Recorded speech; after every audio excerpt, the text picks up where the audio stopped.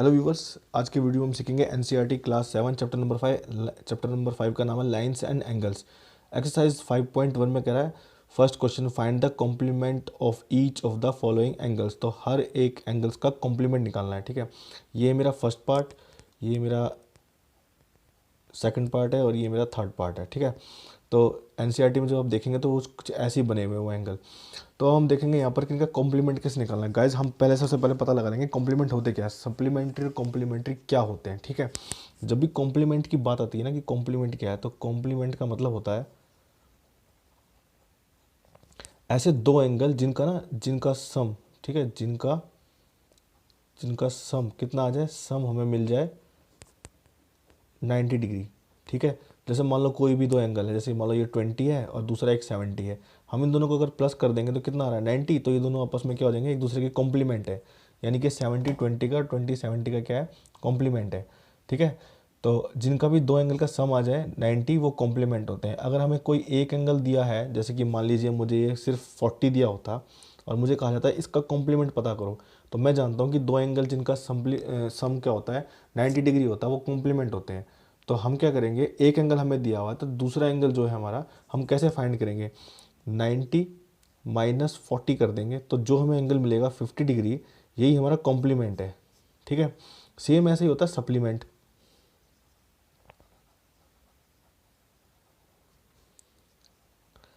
ठीक है, supplementary angles क्या होते हैं, जिनका सम क्या आता है, सम क्या आना चाहिए इनका, इनका सम आना चाहिए 180 डिग्री। ठीक है, इनका सम आना चाहिए 180 डिग्री। अब जैसे सेम इसमें था, देखो मेरे को दे दिया किसी ने, मान लो 40 डिग्री दे दिया और एक और एंगल दे दिया मुझे 40 डिग्री दे दिया। अब उसने कहा कि बताओ ये सप्लीमेंट्री है कि नहीं, तो मैं क्या करूँगा, इन दोनों का सम कर लूँगा। अगर सम करने पर मुझे 180 मिल रहा है, जैसा कि मिल रहा है, तो ये सप्लीमेंट्री है।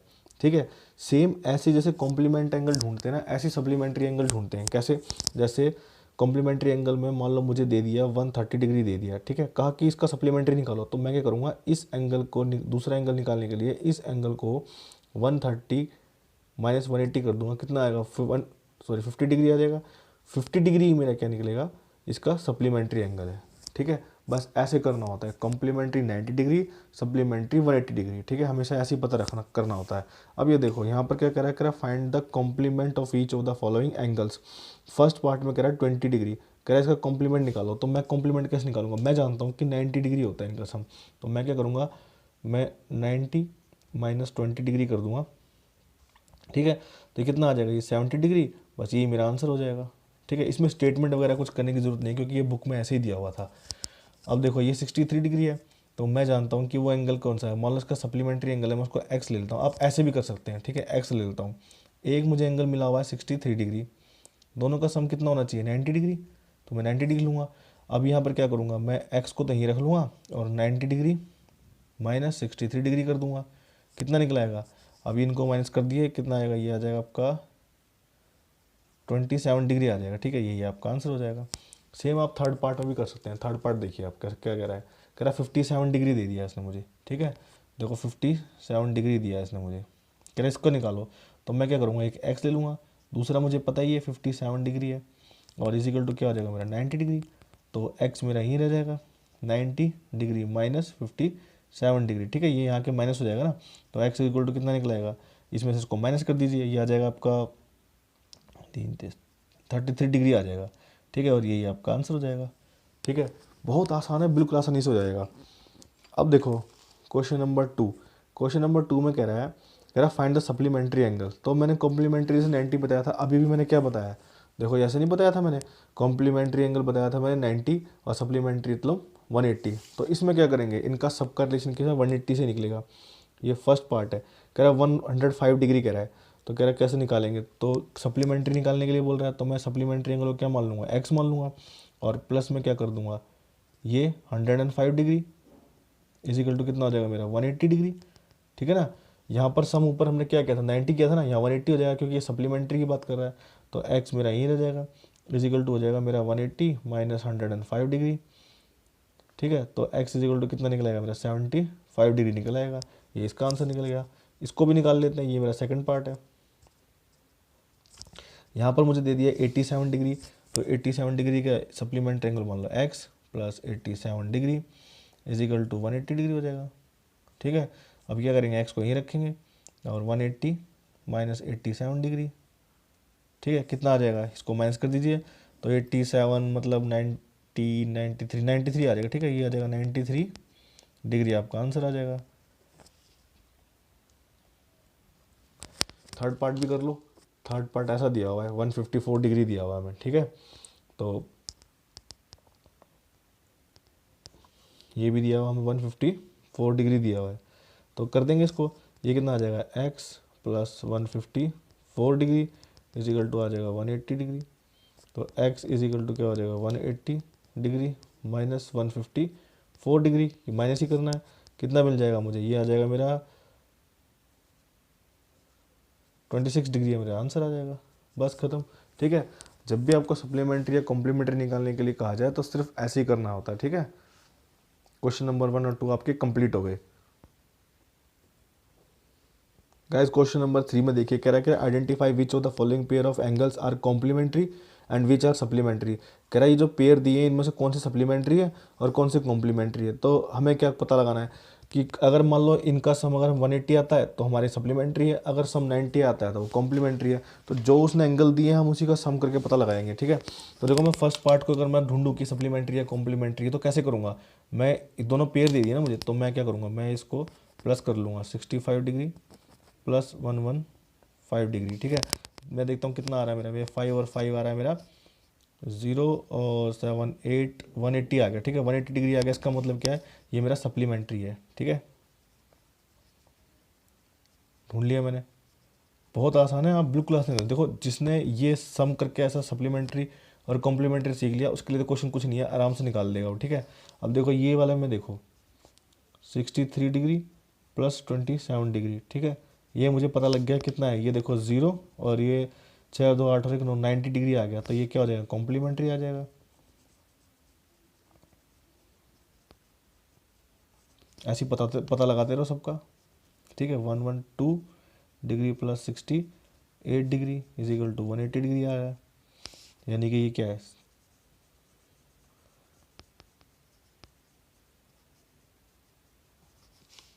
ये कितना आ जाएगा 130 डिग्री प्लस 50 डिग्री कितना आ जाएगा 180 डिग्री, ये 180 डिग्री बन रहा है, सेम बन जाएगा। ठीक है, अब इनको देखो, ये तो हमें वैसे ही दिख रहे हैं, 45 कितने होते हैं 90 डिग्री। ठीक है, 45 प्लस 45 कितना आ जाएगा 90 डिग्री आ जाएगा, तो ये क्या हो जाएगा, कॉम्प्लीमेंट्री बन जाएंगे। तो ठीक है, अब इनको भी कर लेते हैं, ये 80 degree plus 10 degree is equal to कितना आ जाएगा 90 डिग्री आ जाएगा। ठीक है, क्या बन रहा है, कॉम्प्लीमेंट्री सेम है। ठीक है, क्वेश्चन नंबर 3 भी खत्म हो गया हमारा, आसान था बिल्कुल। ठीक है, सिर्फ 90 और 80 का सम भी पता लगाना था। क्वेश्चन नंबर 4 देखिएगा, इस कैसे क्या करना है इसको। क्वेश्चन नंबर 4 में कह रहा है find the angle which is equal to its complement. मतलब ऐसा एंगल पता करो कि जो एंगल अपने ही कॉम्प्लीमेंट के बराबर हो। अब देखो कॉम्प्लीमेंट की बात उसने कह दी, तो इसका मतलब क्या, कॉम्प्लीमेंट की बात कही है यानी कि सम कितना होना चाहिए 90 डिग्री होना चाहिए। तो हम क्या करेंगे, सबसे पहले एक एंगल को क्या करते हैं, लेट लेट क्या कर लेंगे, एक्स कर लेंगे।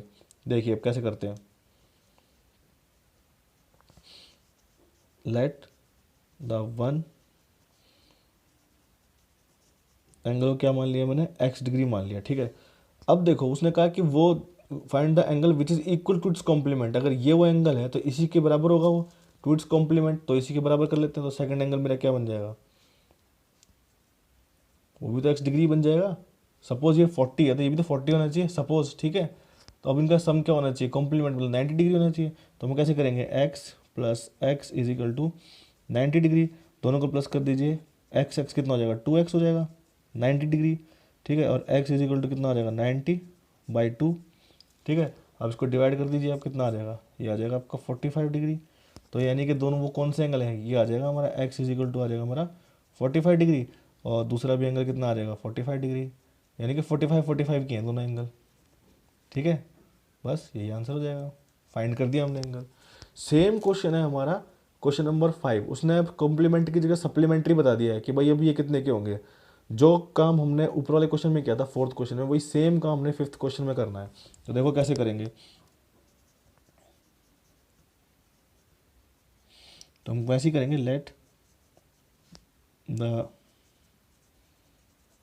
वन एंगल इक्वल टू हम एक्स ले लेंगे, ठीक है। आप A B C D X Y Z कुछ भी ले सकते हैं।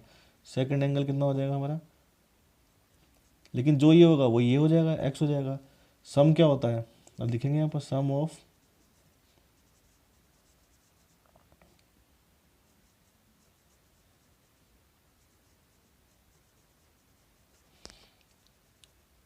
सप्लीमेंट्री एंगल कितना हो जाएगा 180 डिग्री। तो ये हो जाएगी x plus x is equal to 180 degree, ठीक है। अब क्या करेंगे अब हम इसको दोनों को प्लस कर देंगे, कितना आ जाएगा 2x इज इक्वल टू 180। अब x इज इक्वल टू कितना आ जाएगा 180/2, काट दो कितना आ जाएगा 90 आ जाएगा, 90 डिग्री। तो x इज इक्वल टू कितना आ गया 90 डिग्री, यानी कि दोनों एंगल कितने कितने को जाएंगे मेरे 90 के होंगे, ठीक है।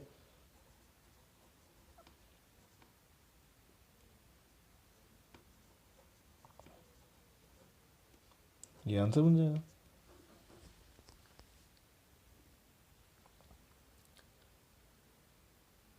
क्वेश्चन नंबर देखो 6 में क्या कह रहा है in the given figure angle 1 and angle 2 are supplementary.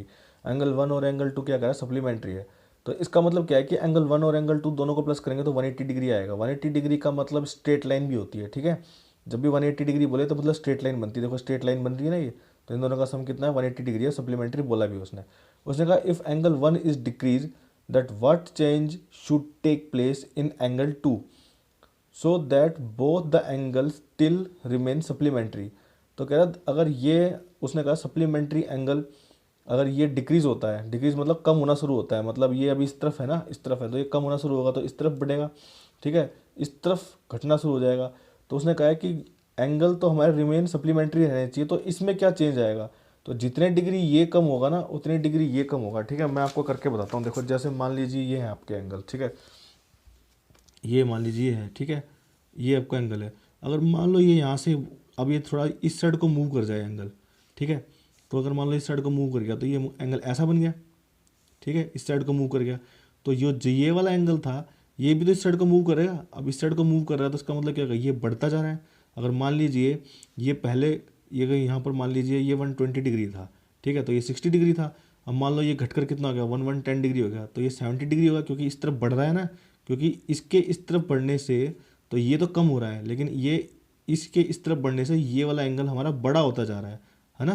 पहले देखो इस तरफ झुका हुआ था, देखो ऐसे भी देख सकते हैं ना, इसको मान लो ऐसे था ये, फिर ये कैसा हो गया, फिर ये ऐसा बन गया। तो ये देखो इस तरफ ये छोटा था, ये बड़ा दिख ही रहा है, फिर ये बड़ा हो गया, यहाँ पर आ गया बढ़कर, तो ये छोटा हो गया और ये क्या हो गया पहले से ये बड़ा हो गया, ठीक है। तो इसका हम क्या लिखेंगे, इसका हम ये लिख सकते हैं कि तो उसने ये भी पूछा ना कि क्या इसमें क्या चेंजेस होंगे, मतलब सो दैट क्या चेंज आएगा इसके अंदर। तो हम खाली इसके अंदर यही चेंज आएगा angle 2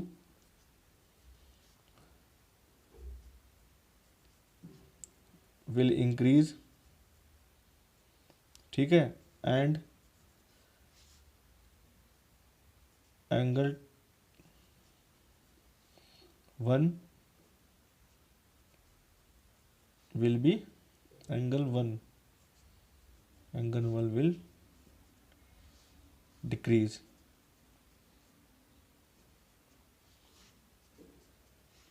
as angle 2 will increase, ठीक है। जितने डिग्री ये छोटा होगा उतनी डिग्री ये बढ़ता जाएगा, तो ये क्या हो जाएगा 180 डिग्री रहेगा बस, ठीक है। इसका यही आंसर लिखना है आपने। क्वेश्चन नंबर देखो 7 में क्या कर रहा है, can two angle are supplementary if both of them acute obtuse right, ठीक है। तो देखो ये क्वेश्चन थोड़ा सोच के करने हैं।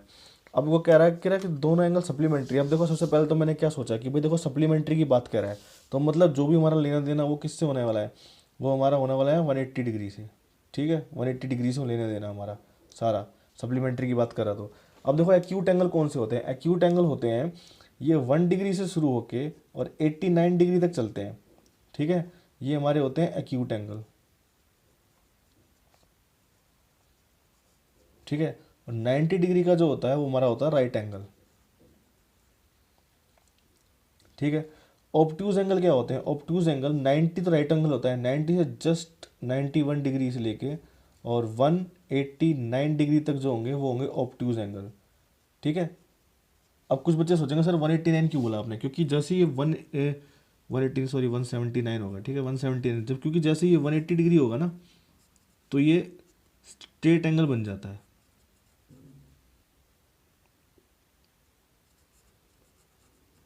स्ट्रेट एंगल बन जाता है, ठीक है। 1 से 89 तक एक्यूट एंगल, 90 डिग्री हमारा राइट एंगल बनेगा, 91 से 179 बनेगा तो ऑब्ट्यूज एंगल बनेगा, और 180 डिग्री स्ट्रेट एंगल बनता है, ठीक है। तो उसने कहा कौन कौन से हो सकते हैं, इफ करा बोथ बोथ मतलब दोनों एंगल एक्यूट होंगे तो क्या सप्लीमेंट्री बनेगा। उसने कहा है कैन टू एंगल्स सप्लीमेंट्री, क्या दो एंगल सप्लीमेंट्री हो सकते हैं if the both, first part में क्या करा है एक्यूट हो। तो देखो एक्यूट एंगल हमारे यहाँ पर है, ग्रेटेस्ट एक्यूट एंगल हमारा 89 है। अगर मैं 89 प्लस 89 कर दूं तो मेरा कितना बनेगा 198 बनेगा, सॉरी 178 बनेगा, ठीक है। तो 178 डिग्री बनेगा। 178 डिग्री क्या स्ट्रेट एंगल होता है, कॉम्प्लीमेंट्री होता है। हमारा सम तो 180 डिग्री आना चाहिए ना भाई, है ना। तो देखो मैं करके दिखा दूँ, 89 प्लस 89 करूँगा तो मैं कितना आ जाएगा 9 9 18 और 1 कैरी 18 16 17 178 बनेगा। हमारा जो सम आना चाहिए वो तो 180 आना चाहिए, तो इसका क्या हो जाएगा नो, ठीक है। अब उसने क्या कहा ऑब्ट्यूज एंगल, सेकंड वाले में कहा क्या उसने ऑब्ट्यूज एंगल होना चाहिए कि होना चाहिए। अब देखो ऑब्ट्यूज एंगल को समझाता हूँ मैं। ऑब्ट्यूज एंगल देखो, ऑब्ट्यूज एंगल कहाँ पर हमारा ये रहा भाई, जो हमारा ग्रेटेस्ट ऑब्ट्यूज एंगल है वो कितना है 179, ठीक है। अब 179 और 179 को मैं प्लस करूँगा तो ये बहुत ज़्यादा आ रहा है, 200 से भी ऊपर निकल जाएगा शायद, ये 300 के आसपास कहीं आएगा, ठीक है। 300 से भी ज़्यादा निकल जाएगा। तो अगर मैं छोटे से छोटा एक ऑब्ट्यूज एंगल लूँ तो वो कौन सा है 91, सबसे छोटा ऑब्ट्यूज एंगल मेरा 91 है, ठीक है ना, क्योंकि 90 राइट एंगल उसके बाद 91 आता है सबसे छोटा एंगल। तो मैं 91 प्लस 91 करूँ तो ये कितना बन जाएगा, ये 2 और 182। तो 182 क्या होता है 180 से ज़्यादा निकल गया, तो ये भी क्या पॉसिबल है, नहीं है, तो इसको भी नो लिखो। अब उसने कहा है कि बोथ राइट एंगल, हाँ ये हो सकते हैं, ठीक है, क्योंकि देखो बोथ राइट एंगल क्या होता है हमारा 90 डिग्री होता है। अब मैं 90 डिग्री प्लस 90 डिग्री करूँगा तो कितना आ जाएगा 180 डिग्री आ जाएगा, आएगा कि नहीं आएगा।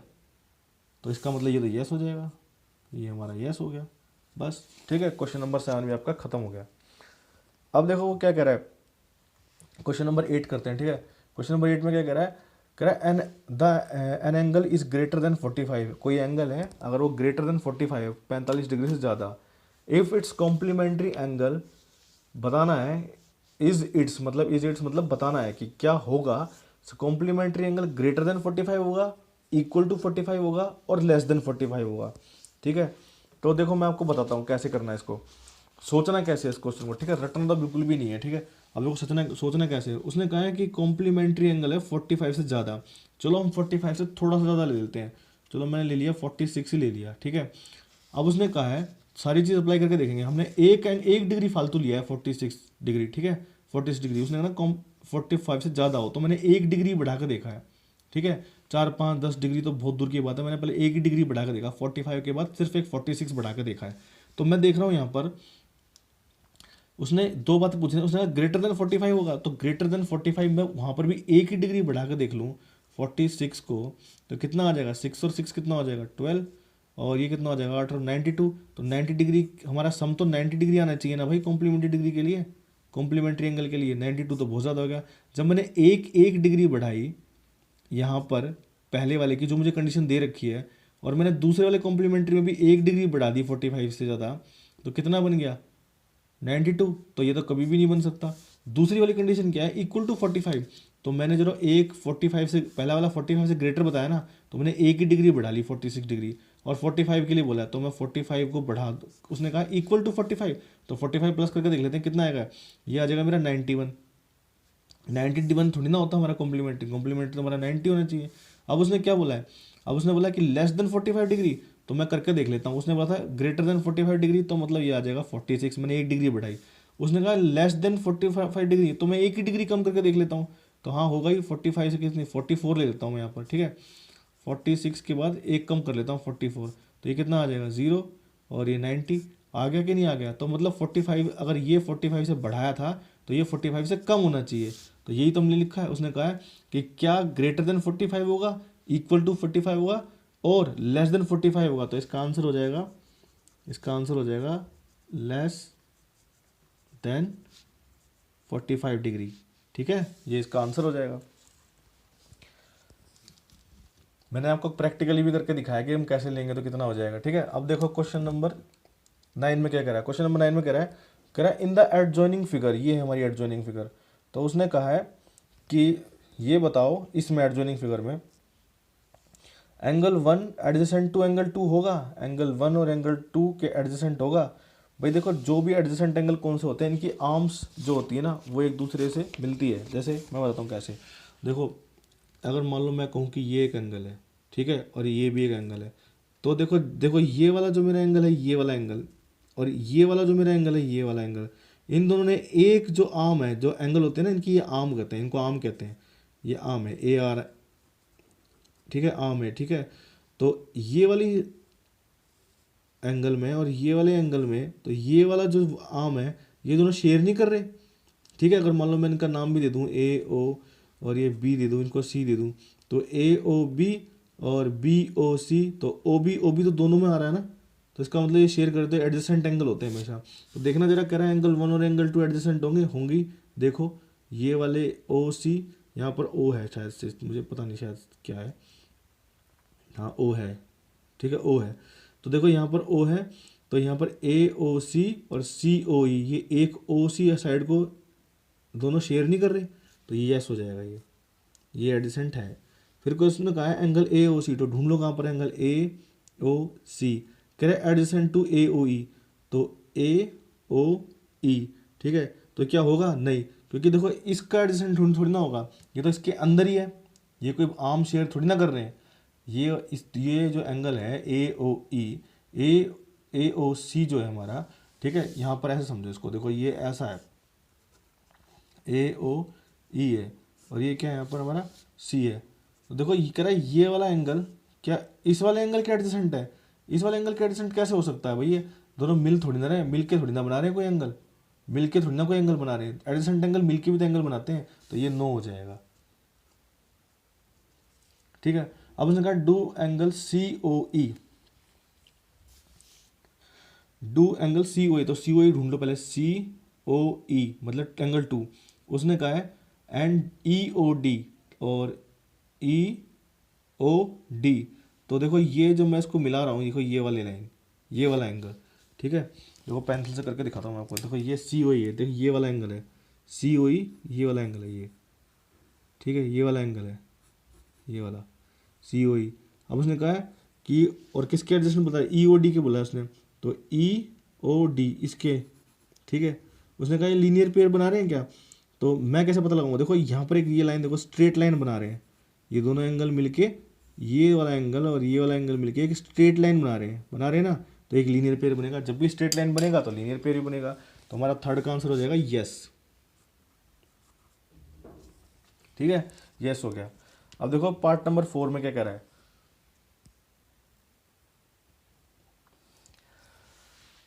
कह रहा है कि आर बी ओ डी, तो पहले तो बी ओ डी ढूंढो। कह रहा है बी ओ डी और डी ओ ए सप्लीमेंट्री है, तो बी ओ डी सप्लीमेंट्री मतलब हमारा 180 डिग्री, तो बी ओ डी ढूंढ लो पहले, तो कहाँ है बी ओ डी, ठीक है, मतलब एंगल 4 है जो ये वाला, ठीक है, ये वाला।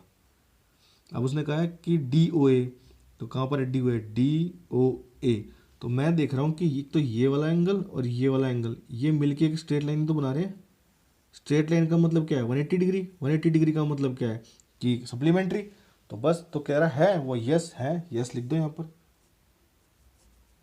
ठीक है, इसका भी आंसर होगा, ये इसका आंसर है, ये इसका आंसर है, ये इसका आंसर है। अब वो कह रहा है कि angle 1 vertically opposite to angle 4 है कि नहीं है, एंगल 1 और 4 वर्टिकली अपोजिट एंगल है। अगर मैं ध्यान से देखूँ तो देख रहा हूँ कि ये स्ट्रेट लाइन यहाँ से चली गई, ठीक है, और एक स्ट्रेट लाइन ये यहाँ से चली गई। जब ये दोनों ऐसे और ऐसे काट रही है एक दूसरे को, तो ये वाला एंगल और ये वाला एंगल क्या हो जाएंगे, वर्टिकली अपोजिट एंगल, ठीक है, तो क्या हो गए होंगे, यस होंगे, इसको यस लिखेंगे। अब कुछ बच्चे सोचेंगे सर वर्टिकली अपोजिट एंगल आपने समझाया ही नहीं, मैं आपको ना यहाँ समझा देता हूँ वर्टिकली अपोजिट एंगल होते क्या है। देखो जब कभी हमारी एक ऐसी लाइन और एक ऐसी लाइन इंटरसेक्ट कर जाए, ठीक है, ये हमारी होती है इंटरसेक्टिंग लाइंस। इंटरसेक्ट का मतलब होता है एक दूसरे को काटना, ये काट दिया इसने, तो जब हमारा ये वाला जो एंगल होगा ना, ये वाला एंगल होगा, ठीक है, इसको छोड़ के जो ये वाला एंगल होगा, ठीक है, जिनके कॉर्नर मिलते होंगे, देखो कॉर्नर मिल रहे हैं इनके, देखो इन एंगल्स के कॉर्नर, एक ये एंगल है इसका कॉर्नर, और एक ये एंगल है इसका कॉर्नर, ये दोनों हमेशा बराबर होते हैं, 1 और 2। ठीक है, एंगल 1 और 2 क्या होंगे, हमेशा बराबर होंगे। ऐसे ही जो ये वाले एंगल होंगे ना हमारे, देखो एक तो ये ऐसे चला गया, इसका कॉर्नर कौन सा है, एक तो ये आ गया, तो मैं इसको 3 ले लेता हूँ, इसको 4 ले लेता हूँ, तो 3 और 4 दोनों बराबर हो जाएंगे, तो एंगल 1 बराबर एंगल 2 हो जाएगा, angle 3 is equal to angle 4 हो जाएगा। ठीक है, तो ये होते हैं वर्टिकली अपोजिट एंगल। तो मैंने यहाँ भी वही चीज़ देखी कि देखो ये एक तो एंगल ऐसे आया, ये लाइन ऐसे आई, ऐसे काट दिया इसको, तो ये वाला एंगल और फिर ये और फिर ये देखो 1 और 4 वर्टिकली अपोजिट एंगल हो गए ना, ये होता है वर्टिकली अपोजिट एंगल का कंसेप्ट। ठीक है, वर्टिकली अपोजिट कह रहा what is the angle vertically opposite of 5, तो 5 ये रहा, ये रहा 5, मैंने अभी सिखाया था आपको। 5 का वर्टिकली अपोजिट कौन सा होगा, COB, देखेंगे ऐसे कटा, ये ऐसे कट गया। ठीक है, तो ये एंगल है ना, ये छोड़ के ये वाला एंगल जो होगा, ठीक है, इसका नाम क्या है, COB, तो यहाँ लिख दो एंगल COB। ठीक है, वर्टिकली अपोजिट एंगल वाला भी कॉन्सेप्ट आपका यहाँ समझ गया। अगर नहीं समझ में आया तो फिर से एक बार देखो, मैं फिर से बता दूंगा, आगे क्वेश्चन आएंगे ना तो और समझा दूंगा अच्छी तरह। तो ये ऐसे लाइन काटी, ये छोड़ के ये, ठीक है, ये वाला एंगल, ये लाइन छोड़ी ऐसे वाला, ठीक है, ये एंगल ये छोड़ा ये वाला, ठीक है, ये छोड़ा ये, ठीक है, मतलब ऐसे कुछ समझो ना, ऐसे ऐसे समझ लो, मतलब ये ऐसे लाइन काटती तो ये वाला और ये वाला, ठीक है, मतलब कुछ ऐसे कुछ समझो, ऐसे हो गया। तो कौन कौन से बनेंगे मैं आपको अभी बताता हूँ। देखो एक तो हमारा ये बनेगा, ठीक है, एक तो ये वाला और ये वाला, ठीक है, अब समझ में आया होगा। देखो ये वाला जो मैंने शेड कर दिया है, ये वाला एंगल और ये वर्टिकली अपोजिट होंगे, ठीक है, इनके कोने मिले हुए हैं। दूसरे वाला कौन सा होगा, दूसरे वाला ये वाला होगा, ये वाला पेंसिल से कर दिया मैंने, ठीक है। ये दोनों एंगल क्या होंगे, वर्टिकली अपोजिट एंगल ही होंगे।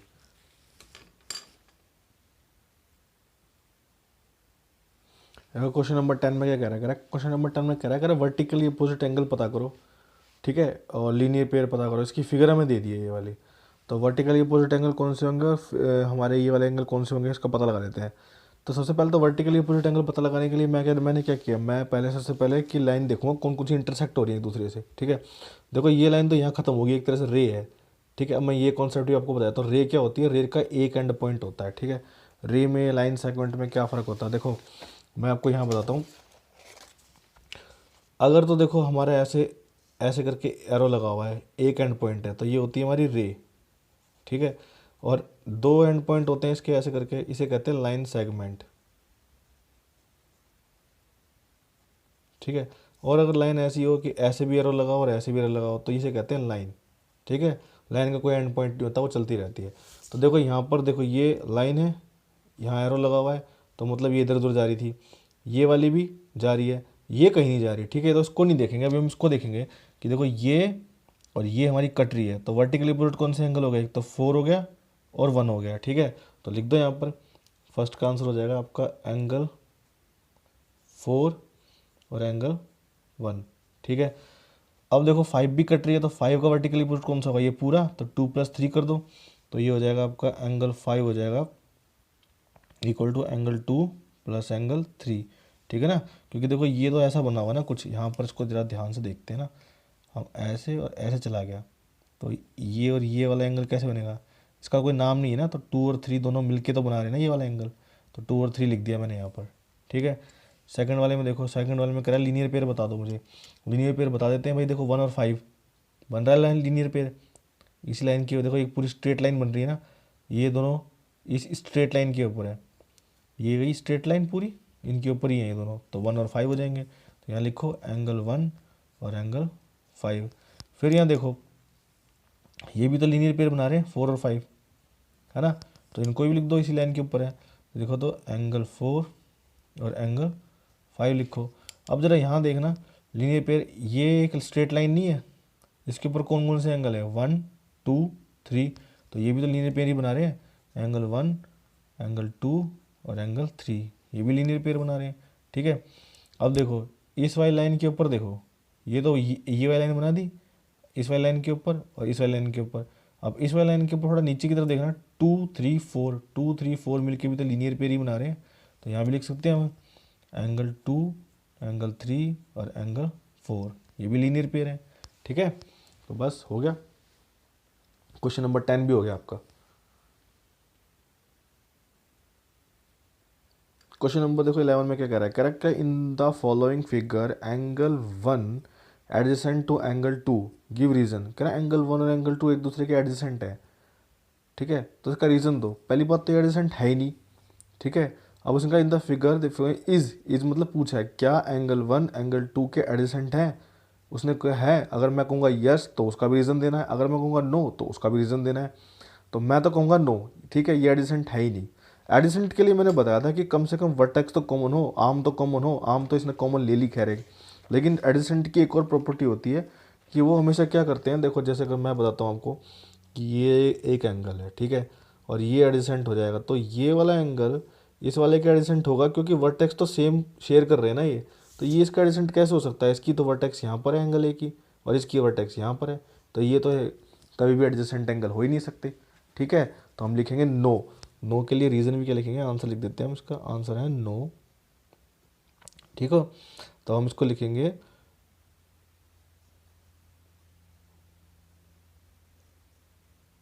There vertex is not common.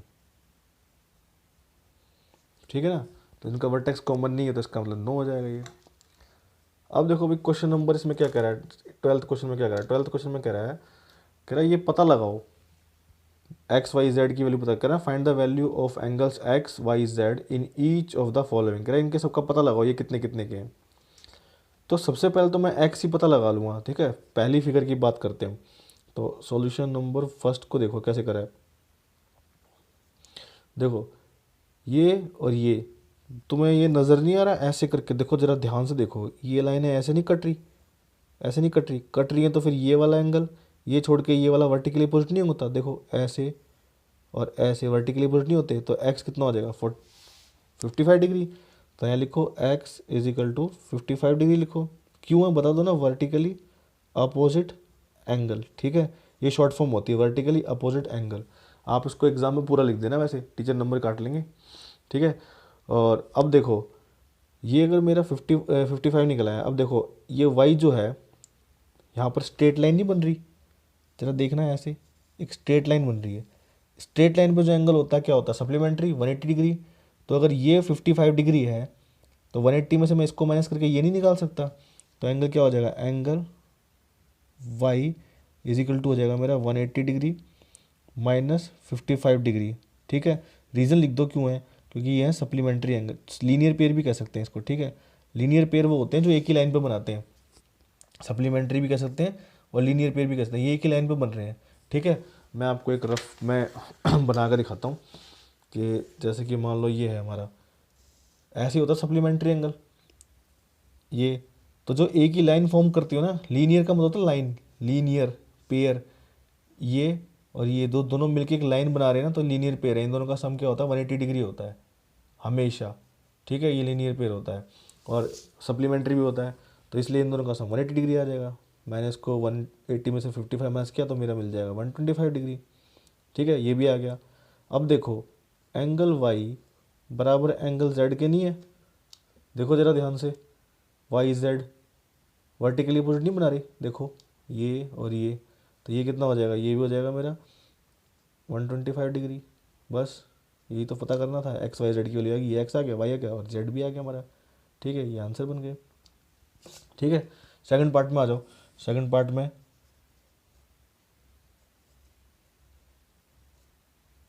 देखो ज़रा, एक लाइन नहीं बन रही सीधी, ये देखो ऐसे पूरी सीधी एक लाइन बन रही है, मतलब पूरी एक सीधी लाइन बनने का मतलब क्या, लीनियर पेयर सप्लीमेंट्री। तो ये हो जाएगा मेरा 40 degree plus x plus 25 degree is equal to 180 degree हो जाएगा।